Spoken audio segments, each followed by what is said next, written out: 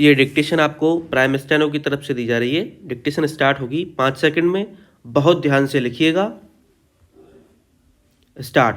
पंजाब के किसान संगठनों की ओर से बुलाए गए बंद के दौरान रेल एवं बस सेवाएं ठप रहने के कारण किसान नेता अपने इस आयोजन को सफल करार दे सकते हैं, लेकिन प्रश्न यह है कि इससे उन्हें हासिल क्या हुआ।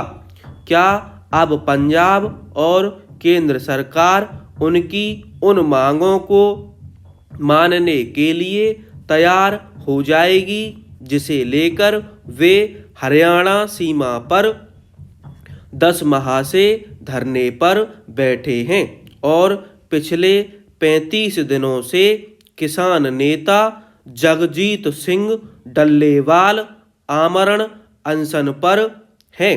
यह ध्यान रहे कि किसान नेताओं के रुख रवैये से सुप्रीम कोर्ट भी सहमत नहीं। किसान नेता इसकी अनदेखी करने के लिए स्वतंत्र हैं कि पंजाब बंद के दौरान आम लोगों को तमाम परेशानियों का सामना करना पड़ा और अनेक संगठनों ने उनकी अपील के बाद भी बंद को अपना समर्थन नहीं दिया। कई जगह किसान नेताओं को जबरन दुकानें बंद करानी पड़ी क्योंकि व्यापारी इसके लिए तैयार नहीं थे।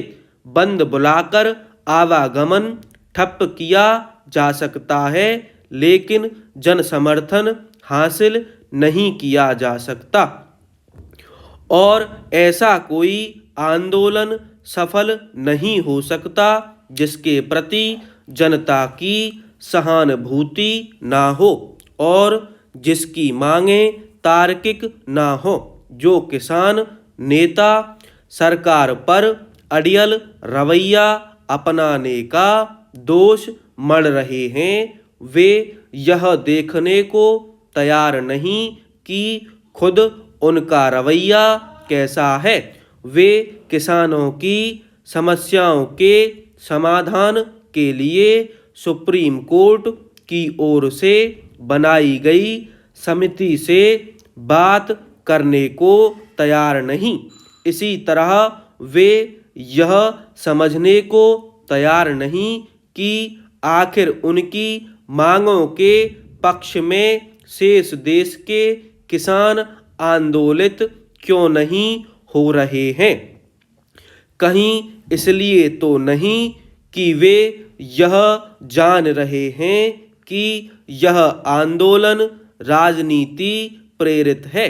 भले ही संकीर्ण राजनीतिक कारणों से कई दल धरने पर बैठे किसान संगठनों की पीठ थपथपा रहे हों, लेकिन उनके और खासकर कांग्रेस के पास इसका जवाब नहीं कि वह जब केंद्र की सत्ता में थी तब उसने एमएसपी की गारंटी वाला कानून क्यों नहीं बनाया।